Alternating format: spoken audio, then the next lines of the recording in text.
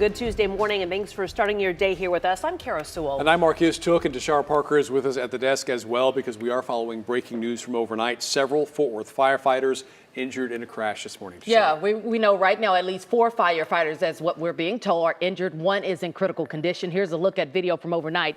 That accident happened around 2:30 this morning at the intersection of Wilbarger and Village Creek. That is in southeast Fort Worth.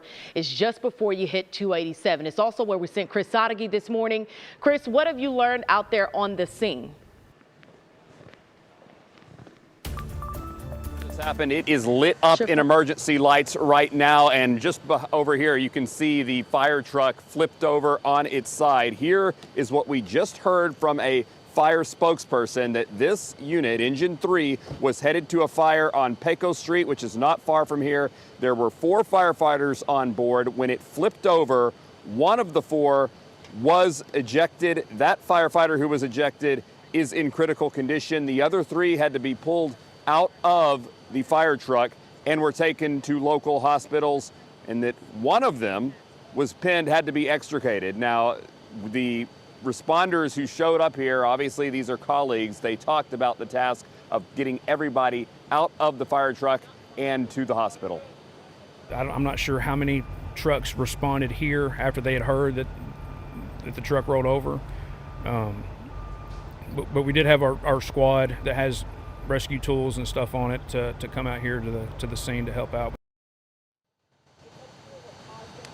Yeah, and as I mentioned, it is just completely lit up, blue and red lights right now, guys, and we're awaiting the update on the condition of those firefighters. I can tell you, it looks like this intersection will be shut down for quite a while this morning.